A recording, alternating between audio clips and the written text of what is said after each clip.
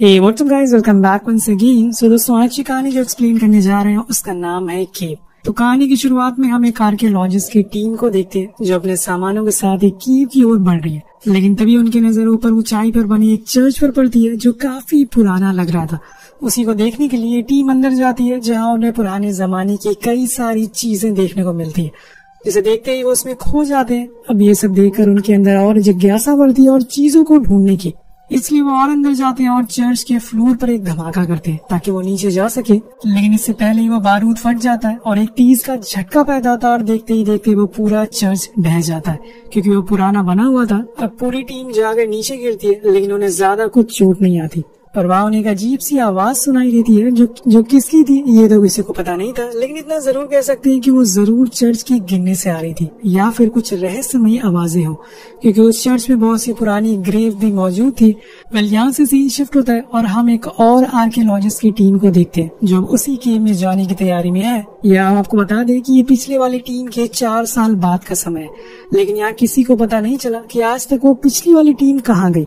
अब ये टीम जब नीचे जाती है तो इन्हें वहाँ काफी गहरा पानी मिलता है जिसके अंदर जाने के लिए इन्हें ट्रेनर स्कूबा डाइवर की जरूरत पड़ेगी। इसलिए टीम का हेड डॉक्टर निक एक बेहतरीन स्कूबा डाइवर की टीम से बात करता है और बताते हैं आपको एक ऐसी जगह जाना है जहाँ आज से पहले कई लोग जा चुके हैं लेकिन बहुत ही कम लोग वहाँ से वापस आ पाए। अब ये सुनकर वो टीम थोड़ा घबरा जाते हैं, लेकिन उन्हें इसके लिए काफी मोटी रकम मिलने वाली थी और अपने सामानों के साथ स्पॉट पर आने के लिए रवाना हो जाते हैं। जब वो साइट पर पहुंचते हैं तो वहाँ उन्हें कुछ पुराने जूते भी मिलते हैं जो उन्हीं आर्कियोलॉजिस्ट टीम के थे जो सालों पहले यहाँ पर आई थी। वही टेलर जो कि डाइवर टीम का मेंबर होता है वो डॉक्टर कैथरीन से मिलता है और उन्हें कुछ इक्विपमेंट दिखाता है। ये देखकर कैथरीन काफी इम्प्रेस होती है। इसके बाद रात में दोनों टीम के मेंबर आपस में प्लान को डिस्कस करते हैं, जिसमें जैक अपनी टीम को बताता है कि हम इस केव में 18 दिनों तक रहेंगे, वहाँ मौजूद सारी चीजों को एक एक करके ऊपर भेजेंगे, इसलिए हमें अपने सारे सामानों को पहले से चेक कर लेना है ताकि कल कोई गड़बड़ ना हो। तभी वहाँ डॉक्टर निकोली आती है और उन्हें कुछ चीजें दिखाती है जो कि केव के अंदर से मिली थी, जिसमें से कुछ एंटीक आर्ट्स भी थे, जिसमें साफ दिख रहा था कि ये पिक्चर जरूर किसी भयंकर चीज की हो या फिर किसी भयानक जीव की हो। इसके बाद वो उन्हें कहानी भी बताते हैं जो पास के टाउन वालों में बहुत ही मशहूर है। वो कहानी ये थी, सालों पहले जो इस शहर का राजा था वो एक बार इस केव के अंदर गया था क्योंकि उसे खबर मिली थी यहाँ कई टन गोल्ड छुपा हुआ है। लेकिन जब वो अंदर गया तो वहाँ उसका सामना किसी अद्भुत चीज से हुआ जिसके बाद वो कभी ऊपर नहीं आ पाए। अब यहाँ जैक की टीम को इन सब बातों पर यकीन नहीं था क्योंकि ऐसी कहानियां हर पुराने खंडर की होती है। लेकिन निकोली जिस तरह से ये सब बता रहा था उसे ये साफ पता चल रहा था कि जरूर इस बात में थोड़ी सच्चाई है और इसीलिए उन्हें संभल कर नीचे जाना होगा। नेक्स्ट डे पूरी टीम एक एक करके नीचे जाने लगती, जहाँ हम पहली बार उस केव की पूरी इमेज देख पाते हैं जो भी ज्यादा विशाल और भयानक थी क्योंकि वहाँ बहुत ही पुराने नुकीले चट्टानें थी और नीचे बहुत ही गहरा पानी था। इसके बाद वो सबसे पहले अपनी टीम मेट ब्रिक को पानी में जाने को कहते हैं ताकि वो जाकर पता लगा सके कि आखिर वहाँ क्या चल रहा है और अगर उसे कुछ मिले तो वो फौरन सभी को इस बारे में बता सके। अब वो नीचे पहुंच जाता है जहाँ पर उसे पहले तो कुछ खास दिखाई नहीं देता, लेकिन कुछ ही देर बाद उसे एक ड्राई जगह दिखती है जहाँ पर वहीं रुककर वो अपनी टीम से बात करने लगता है। उसी समय उसके पास फिश या फिर किसी तरह का एनिमल आता है जिसके साथ वो खेलने लगता है क्योंकि वो काफी सॉफ्ट था। अब ये सब उसकी टीम मेट भी देख रहे थे। इसके बाद वो उसे और अंदर जाने को कहते हैं। जब वो और थोड़ा अंदर जाता है तो उसे कुछ हलचल महसूस होती है। वो इस बारे में अपनी टीम को बताता भी है, लेकिन तभी वो अचानक से डर जाता है और उसी समय उसकी लाइन भी कट हो जाती है। सभी टीम मेंबर डर गए थे कि अचानक से उसके साथ क्या हुआ, इसलिए वो सभी से कहते हैं कि हमें एक साथ नीचे जाना चाहिए। लेकिन जैक एक दूसरे डाइवर को नीचे भेजता है ताकि वो ब्रिक्स के बारे में पता लगा सके, लेकिन टेलर अपने भाई से एक बार और कहता है कि सभी को नीचे जाना चाहिए, इसलिए वो उसकी बात मान लेते हैं और सभी पानी के नीचे थे। वो बीच में पड़ने वाली नायाब चीजों की फोटो भी क्लिक करते हैं और कुछ जो अनमोल चीजें मिलती है उन्हें अपने पास रख लेते हैं।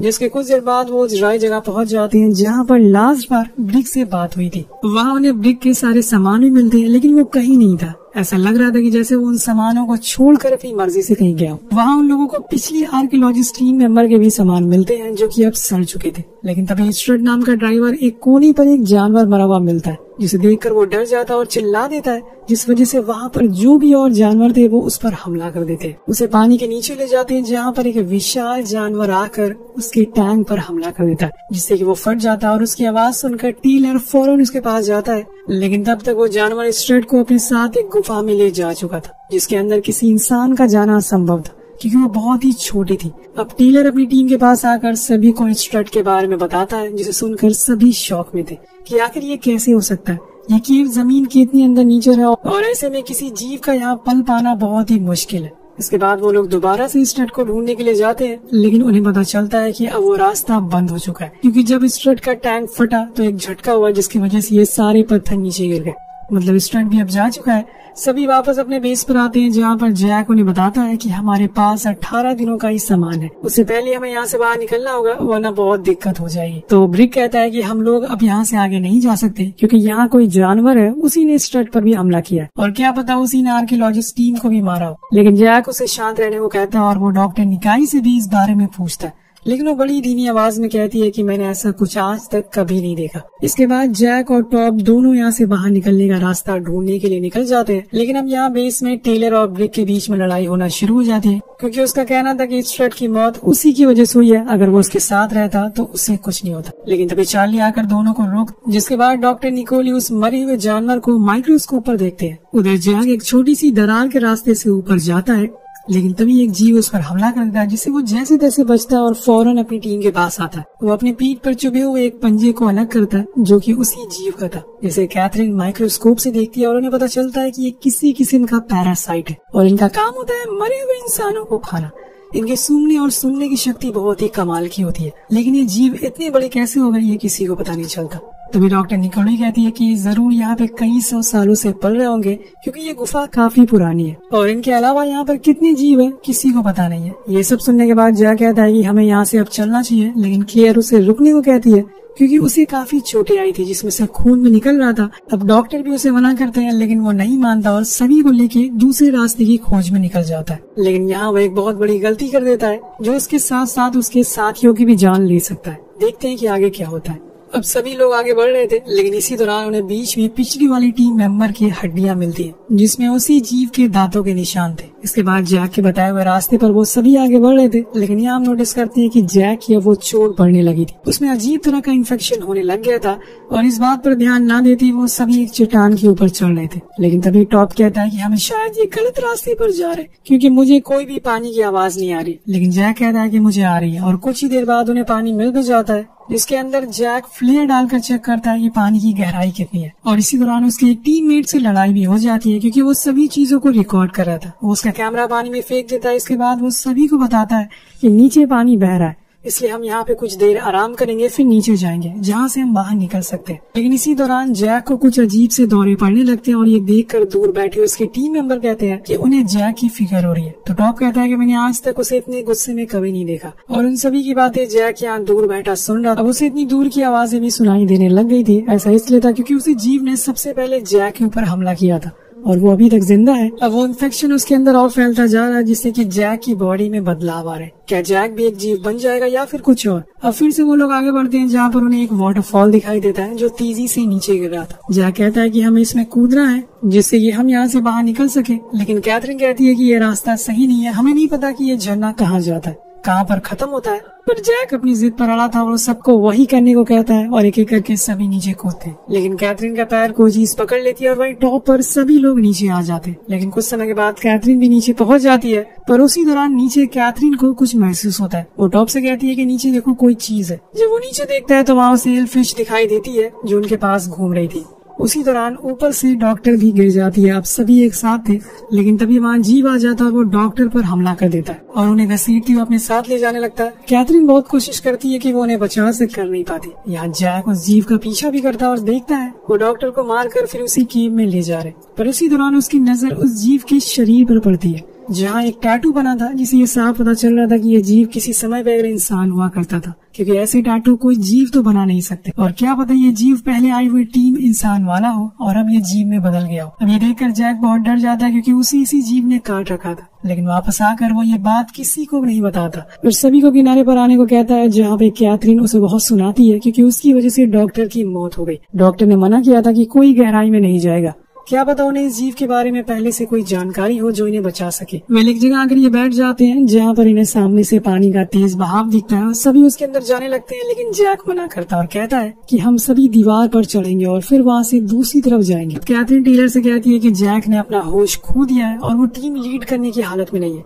लेकिन टेलर उसकी बात अनसुनी कर देती है। अब जैक और टेलर दोनों चट्टान पर चढ़ने के लिए रेडी थे, पर उनसे पहले चार्ली वहाँ पर चढ़ जाती है और ऊपर पहुँच जाती है। लेकिन उसी समय उसे वो जीव दिख जाता है और यहाँ हम पहली बार उसे इतने करीब से देख पाते हैं, जो कि बहुत ही विशाल और खूंखार था। अब वो चार्ली पर हमला करता है, लेकिन वो नीचे कूद जाती है और लटक जाती है, पर वो जीव उड़कर उसके पास आता है और उसे पूरी तरह से कवर कर लेता है। अब यहाँ चार्ली के पास कोई ऑप्शन नहीं होता, इसलिए वो अपने सिलेंडर में आग लगा देती है, जिससे कि वो जीव जलकर नीचे गिर जाता है, पर इससे चार्ली की भी मौत हो जाती है। अब ये देखकर सभी टीम मेंबर टूट जाते हैं, वो एक एक करके अपने साथी को खोते जा रहे थे। जब जैक उसकी बॉडी को उठाकर लाता है, ये देखकर सभी लोग बहुत ही गुस्से में आ जाते हैं। लेकिन यहाँ हम एक और चीज नोटिस करते हैं कि जैक की बॉडी भी अब ट्रांसफॉर्म होने लगी है, जैसे कि मैंने आपको पहले ही बता दिया था, और ये चीज कैथरीन बहुत देर से नोटिस कर रही थी, इसलिए वो उसे कहती है कि तुम्हें अब लीड करना छोड़ देना चाहिए, अब से टीम लीड मैं करूंगी। लेकिन ऐसा होता नहीं है। वो कहता है कि अगर तुम लोगों को अपनी जान बचानी है तो मेरे साथ चलना होगा। दोनों में बहस हो जाती है, जिसकी वजह से टीम टूट जाती है, दो ग्रुप में बट जाती है। जैक, टेलर और टॉप एक टीम में थे और बचे हुए लोग कैथरीन की टीम में, जो उन्हें नीचे पानी के रास्ते से बाहर ले जाने लगती है। लेकिन यहाँ जैक अपनी टीम को चट्टानों के रास्ते से एक ऐसी जगह ले जाता है जहाँ पर हजारों की तादाद में कंकाल थे। ये वही जगह थी जहाँ पर सालों पहले इस गांव का राजा अपनी सेना के साथ आया था, लेकिन वो जीव से जीत नहीं पाया और कुछ लोगों ने इस केव को बंद कर दिया, पर आज ये फिर से खुल गई।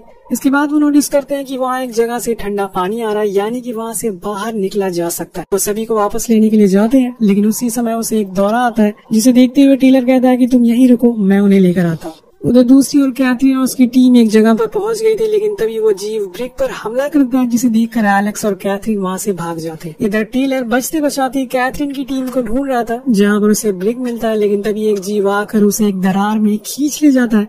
वो उसके पीछे पीछे जाता है, लेकिन तब तक बहुत देर हो गई थी। मदर टाइम वो कैथरीन की लोकेशन उसे बता देता है, जिसके बाद वो फौरन उसके पास पहुंचता है और उन दोनों को लेकर जैक के पास, जहाँ जैक उनसे कहता है कि तुम्हें पानी के रास्ते से बाहर जाना होगा, लेकिन वहाँ भी उनका सामना बहुत सारे जीवों से होता है। तभी कुछ सिलेंडर नीचे गिर जाते हैं, जिसकी आवाज से वो जीव एक्टिव हो जाते हैं और एलेक्स के पीछे पड़ जाते हैं और यहाँ वो उसे भी मार डालते हैं। वहीं बचे हुए लोग पानी में छुप जाते हैं ताकि वो उन्हें देख ना सके, लेकिन ऐसा हो नहीं पाता और वो उन्हें भी ढूंढ लेते हैं, क्योंकि वो जीव सालों से यहाँ पर रहते हुए आ रहे हैं। तब जैक उन सभी जीवों से लड़ता है, क्योंकि उसके पास कुछ पावर्स आ गई थी, उसके अंदर भी उन्हीं का खून था। अब वो एक एक करके सभी को मार देता है और फिर वहाँ से जाने लगता है। लेकिन एक आखिरी जीव उस पर हमला कर देता है, तो वो सिलेंडर ब्लास्ट करके पानी में फेंक देता है और खुद उस जीव के साथ पानी में कूद जाता है और बूम, जिसके बाद पूरी केव बहने लगती है। अब इधर बचे हुए लोग जो उसके बताए हुए रास्ते से एक नदी में आ जाते हैं और वहाँ से बाहर निकल जाते हैं। कहानी 1 साल बाद आगे बढ़ती है, जहाँ पर टेलर और कैथरीन एक दूसरे से मिलते हैं, तो उसे कहता है कि मैं अपने भाई को बहुत मिस करता हूँ, लेकिन अगर वो यहाँ पर होता तब भी जिंदा नहीं रह पाता। तो वो कहती है कि ऐसा नहीं है, वो यहाँ भी जिंदा रह सकता। ये बोलकर वो उसे एक किस करती है और जाने लगती है, लेकिन इसी दौरान टेलर उसकी आंखें देख लेता है, जिससे उसे पता चल जाता है कि वो भी इन्फेक्टेड है। लेकिन यहाँ उसे एक और बात पर यकीन हो जाता है कि वो जीव के बाहर भी सरवाइव कर सकते हैं, जैसे कि कैथरीन रह रही है। क्या पता उसने अपनी एक फौज बना ली, और ये भी हो सकता है कि वो वापस केव में जाकर जैक को भी वापस ले आए। इसलिए वो कैथरीन को ढूंढने लगता है, लेकिन तभी वो गायब हो जाती है। अब इसके बाद क्या हुआ ये तो हमें इस कहानी के सेकंड पार्ट में देखने को मिलेगा, जिसके साथ ये कहानी यही खत्म हो जाती है। आपको ये कहानी कैसी लगी नीचे कमेंट करके जरूर बताएगा। मिलते हैं आपसे वीडियो में। Thank you so much for watching.